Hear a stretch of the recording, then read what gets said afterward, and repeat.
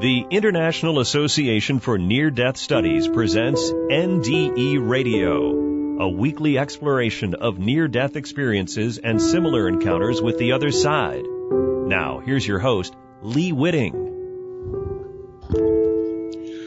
Welcome to NDE Radio, brought to you by IANS, the International Association for Near-Death Studies. I'm your host, Lee Witting. Why is it that organized religion seems to be more a problem than a solution for what's wrong with the world these days? In our last election cycles, the Brexit vote in England, the vote for Trump in the U.S., and yesterday the vote for President of France were largely based on how these three populations, raised in the Christian tradition, feel about immigrants from the Middle East and Africa raised in the Muslim tradition. Our country and the entire European Union have been thrown into a kind of paranoid chaos by emphasizing the political aspects of two religious schools of thought, both of which claim, ironically, to be founded in the uniting mystical principles of God's love. Well, my take on it is that God's love has way too little to do with organized religion today. Rather, it's the social, cultural, and political elements that attach themselves to religion, distorting the fundamental roots of spiritual truth and exploiting people's fears instead of cultivating their love. Our guest today, James Bean, has been exploring the love side, the mystical side of religions for many, many years. James is the producer, writer, and host of Spiritual Awakening Radio, a treasure trove of spiritual writing and thought covering practically all things mystical in the study of comparative religion. In truth, it's the mystical side of all religions that maintains spiritual truth against the exploits of political schemes and manipulations. James has examined the mystical aspects of the Christian faith, much of it preserved in meditations of the saints and in Gnostic writings, mystical aspects of Islam, preserved by the whirling dervishes of the Sufi, mystical Judaism as preserved in the Kabbalah, plus all the mystical aspects of Hinduism and Buddhism that lured seekers of the 1960s in this country to make pilgrimages to India. James, welcome back to NDE Radio. Hi, Lee. It's great to be here. Well, it's great to have you. James, it seems one thing mystical religious insight ought to include is a recognition that near-death experience is a window into heaven, both for the experiencer and for those who hear the stories of experiencers. And I know one of the religions you've written about are the Mandaeans, who use light imagery much as NDEers have experienced it. So tell us about the Mandaean take on mystical faith and their connection to John the Baptist. Yeah, the Mandaeans are one of those groups like the Yazidis in the news as being harassed by ISIS in Iraq. And that's, of course, just the latest round that goes back to Saddam Hussein and various Gulf wars. And so they've been really bothered, like the Syrian Christians and others in that part of the world, one of those persecuted religions. And many of them have tried to immigrate to the United States and Europe and Australia in recent years. They are an ancient sect. They speak Aramaic, a dialect of Aramaic called Mandaic, and have wonderful scriptures. I've got copies of a lot of their scriptures that have been translated into English. They go back to John the Baptist. They seem to be a part of the old Nazarene movement, which sort of is related, I would say, to Essenism, the Essene branch of Judaism, and John the Baptist. And they seem to me, from closely studying the history of them, to be a group of followers of John the Baptist that didn't sign up to the Jesus movement, but were a faction that didn't sign up to the Jesus movement exactly. And eventually they moved from the Transjordan area. They migrated to Iraq and continued to practice baptism by immersion in big rivers. They tried to find an equivalent to the Jordan River, and they ended up baptizing people and living near the Tigris River and the Euphrates in Iraq, and they've been in Iraq for almost almost 2,000 years, a little under 2,000 years after they migrated. But it's related to Judaism and Christianity and Gnosticism. And they have wonderful scriptures that are very out of this world at times. In an article I wrote on the Mandaeans, I included this ancient NDE. I even titled it "Embraced by the Light." Absolutely. After Betty Eadie's book, which describes this soul crossing over, and there's this angelic being that is acting as escort, and it's like an ancient near-death experience found in the Mandaean text. Now, of course, the Mandaean texts are very visionary. And that's an old tradition that goes back to Judaism, the Dead Sea Scrolls, Book of Enoch, and songs of the Sabbath sacrifice. It was kind of a thing in mystical Judaism 2,000 years ago to describe visions of heaven, visions of the heavens. Ascension of Isaiah is another apocryphal text. I specialize in apocryphal writings, the lost books of the Bible, and all of these old writings, and there's some good stuff in there, good material. Mm-hmm. And so visions of heaven is kind of a thing in the Mandaean texts as well.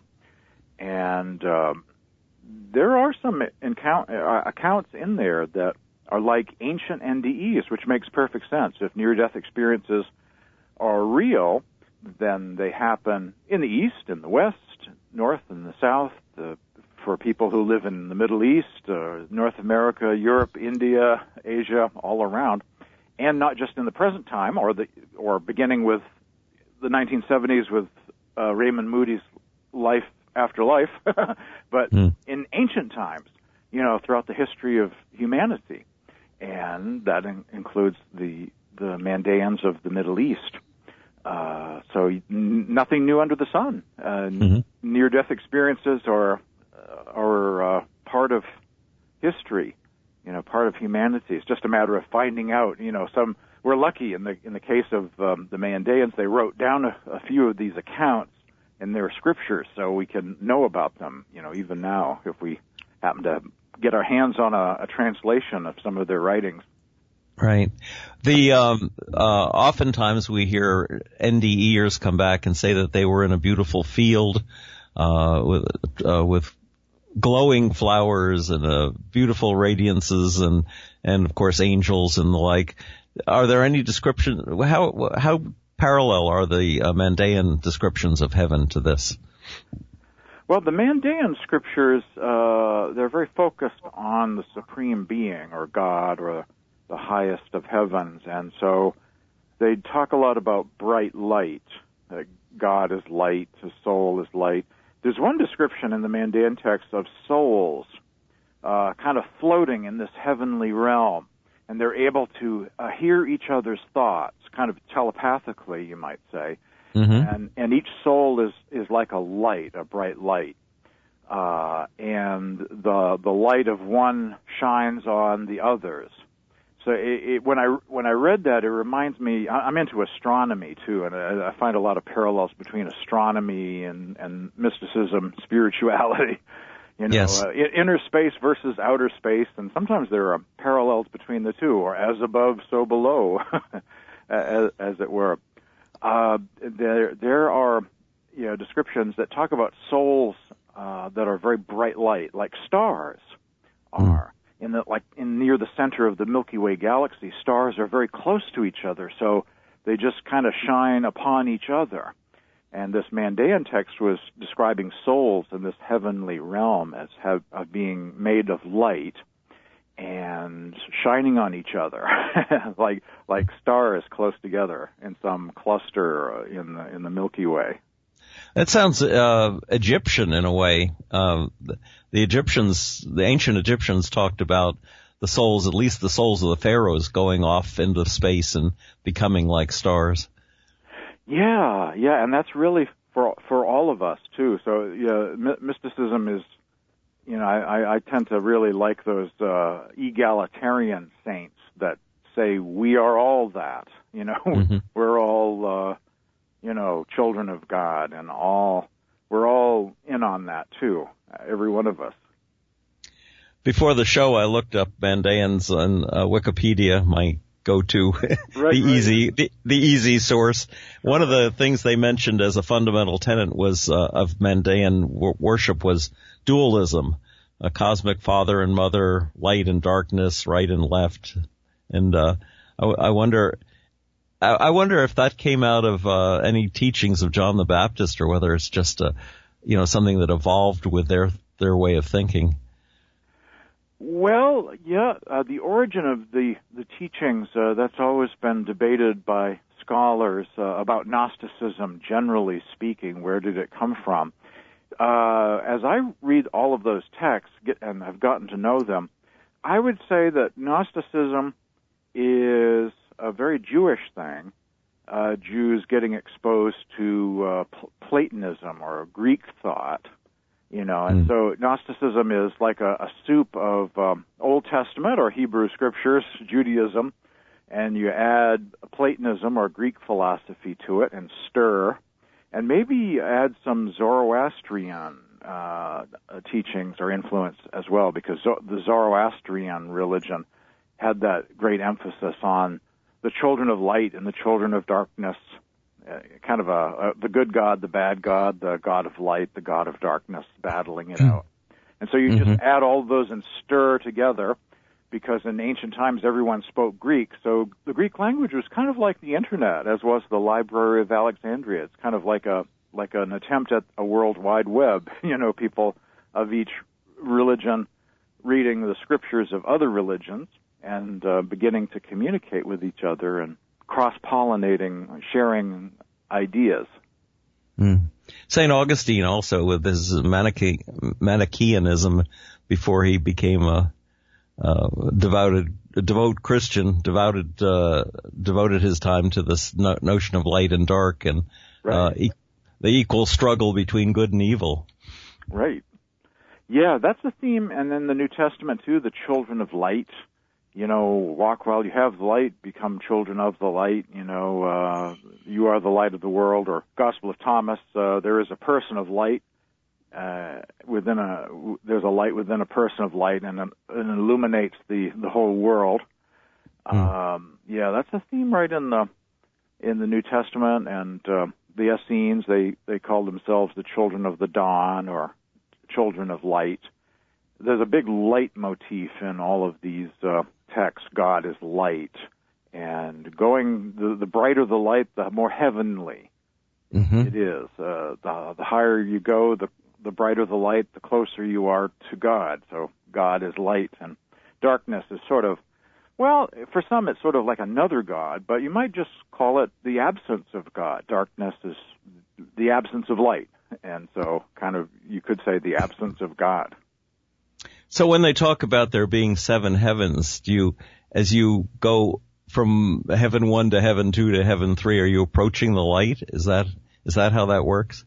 Yeah, the light is brighter as you ascend, go from one heaven to another, and that's a big part of the teachings too in the Mandaean Gnostic faith and in other forms of Gnosticism. And Gnosticism is sort of like another name for mysticism, and so it turns up in different traditions. So you've got pagan Gnostics, Christian Gnostics, Jewish Gnostics, almost Catholic Gnostics too. Like Clement of Alexandria, some of those church fathers had their own form of mysticism or gnosis as well. And so it's kind of the same teachings, only in wearing different garbs or clothing. But it's kind of the same thing. And the view was that there are several heavens, and the goal is to ascend through these heavens on the way back to God again. And so they had this elaborate understanding of what heaven number 1 is like, heaven number 2, heaven number 3. St. Paul in the New Testament believed that he made it to the 3rd heaven and saw and heard things that he couldn't reveal to people generally. So he had that same system, and he called the 3rd heaven paradise. And one day I was reading in the book of 2nd Enoch, a description of the third heaven. And the book of Third Enoch also calls the third heaven paradise. And I thought, aha, eureka, this is some sort of Jewish teaching that Paul knew about. Mm-hmm. Some kind of understanding that the third heaven is called paradise. Would paradise be Eden? Is that the physical presentation of heaven, with the beautiful fields and so forth? Yeah, and that's in the mystical literature. Eden or paradise is still there, as opposed to being a kind of dried up tourist trap in Iraq, probably with bomb craters and not in the best of shape these days. Not that it was ever in too good a shape, but rather than that, Eden is described as this realm that still exists, and so. In the mystical literature, like the books of Adam and Eve, the fall of man, is kind of like another way of saying that souls left this third heaven and incarnated into bodies here in the physical world. And so that's the fall, going from there to here, and noticing a change. Like in the books of Adam and Eve didn't know they were naked because they were glowing. They were these beings of light that glowed. And then something bad happened, or, original sin, call it what you will, and the light dims. And then, we're naked. We're in, and so there's kind of a change of location. And in the mystic tradition, Judaism as well, in mystical Judaism, in the book of Enoch, there is a higher Eden that's not a physical place, but is a heavenly realm that still exists, and it's this idyllic paradise kind of place. A member of my congregation, whom I've actually had on this show, believes that we're all fallen angels trying to work our way back to heaven, and that description of falling from a spiritual body to a physical body, right, it would parallel that notion as well. Yeah, there are a lot of parallels. Basically, it's the soul incarnating into a body, and so there is a sense of fall, of going from a higher realm to a physical realm where life is short, life is tougher, and so it's and dimmer, kind of tough times here in the physical realm. So so we're like in a lower place than we were, and so the goal is to get back to paradise again or beyond. And that's part of the spiritual journey too. It's kind of a full circle, the soul leaves the heavens and then wants to go back home again, and then there's this journey back to God again, going from forgetfulness to remembrance, and wanting to make this trip back to God again, or, take up the spiritual path. One of the things they said in Wikipedia about the Mandaeans is the soul's portrayed as an exile, a captive. Its home and origin are the supreme entity to which the soul eventually returns. And I was thinking, our individuality, what makes James and Lee is something that may, if we ultimately merge into the light, that individuality might be lost as we rejoin God. Is there any teaching on that in the Gnostic tradition? There is. Well, actually, in the path that I follow, which is called Sant Mat, which is sort of another form of contemporary Gnosticism based out of India, which is sort of a cousin to Kabbalah and Sufism and ancient Gnosticism and some of the Christian mystics. I kind of see all of those as cousins of one another, monotheistic faiths with the same basic view of the cosmos. There's a description of the different heavenly realms, and in one of them, the soul can merge into God, kind of disappear, kind of like the drop merging into the ocean and losing its individuality. But then the soul can choose to reconstitute itself. The drop leaves the ocean and becomes a distinct drop again, or bubble, or distinct, unique individual somehow in the heavenly realms. So there's a level like that. One of the heavens is described as being like that, where, well, in one of the heavens, the souls are just all individuals, like stars or sparks of the light. But then there's this level where you can merge in God, try it out for a while, if you will, kind of dip into the pool, mm-hmm. and then come back on out again. So there's a lot of freedom, free will, all the way into the heavens being described there. But the ultimate stage, the ultimate level is God, and at that level there's just God, there's just the ocean. And so I guess we have that choice if we just want to lose our individuality and become the ocean, or try it out for a little bit, or just stay separate souls and say, I like being me, thank you very much, I think I'll continue. You can do that too. So really there'd be, in that sense, two levels of reincarnation. You could come out of God and reincarnate as a spiritual James or Lee, or you could go further and reincarnate into a body and be somebody else. Yeah, the souls can live on other heavenly realms, and are living their lives out, and coming to the physical plane, and it's really kind of it's kind of de-evolution. The whole creation of the universe is kind of a de-evolution. If souls are living in this perfect realm, the perennial question is, well, why would they leave? Why would we? If everything is just fine the way it is, a totally perfect heavenly realm, why create a physical world? Time, space, tragedies, karma, law, and souls living separate lives. But I guess there must be a wisdom that we gain from leaving perfection and just doing our own thing for a while. And when we come back to that heavenly state again, we are, I don't know, more appreciative of it, or we have free will, and so the only way to know, they say absence makes the heart grow fonder. So I guess the whole universe is an exercise in making the heart grow fonder. Yeah, if that makes any sense.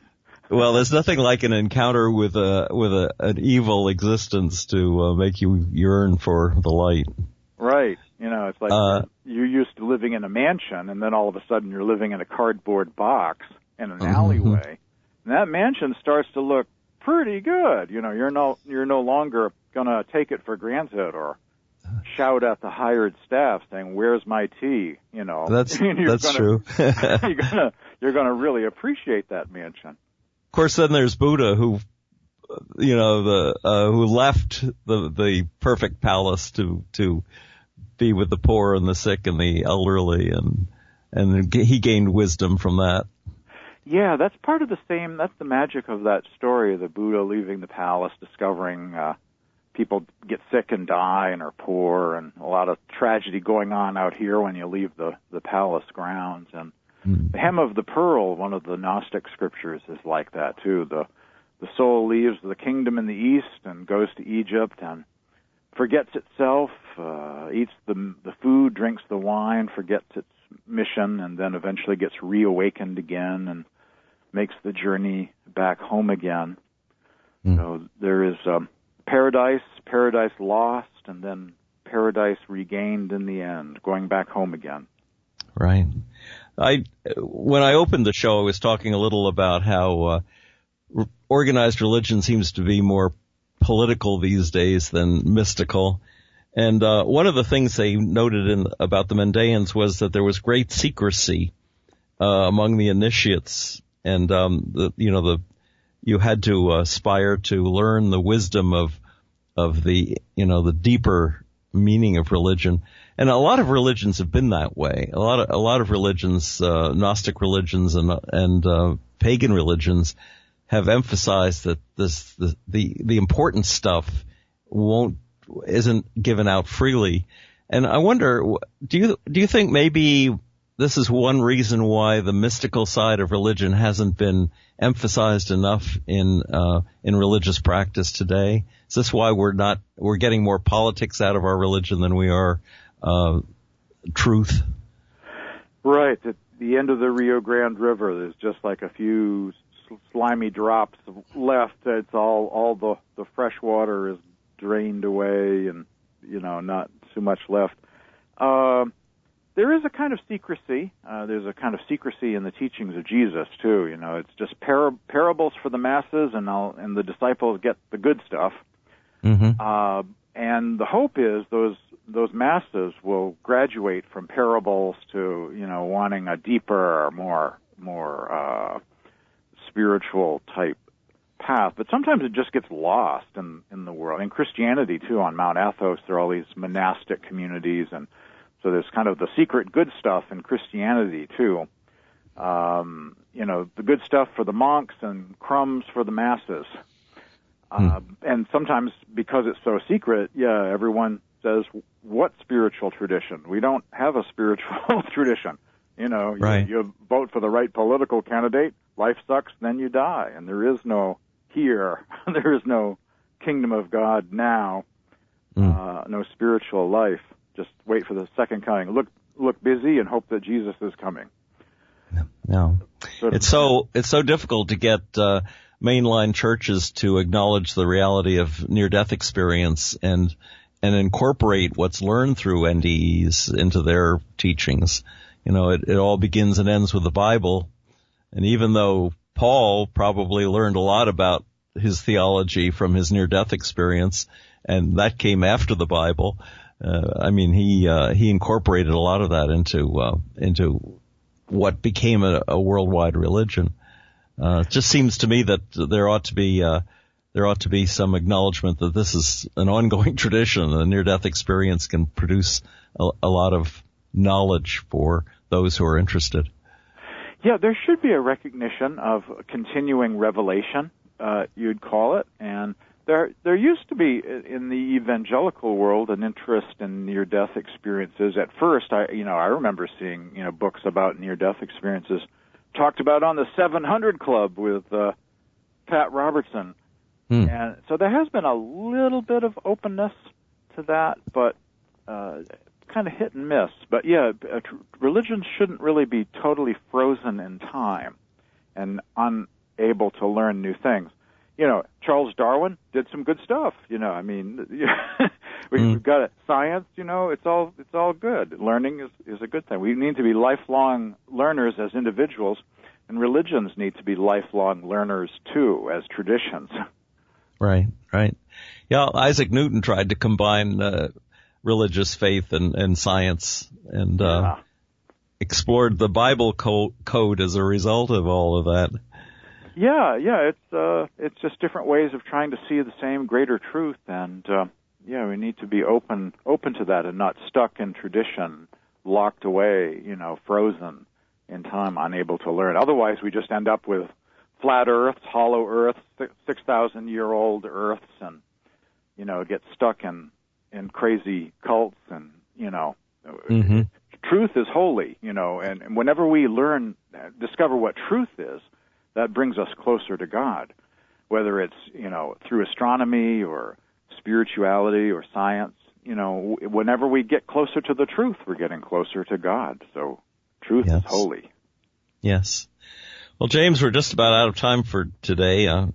Perhaps you'd like to tell the audience how they can find Spiritual Awakening Radio.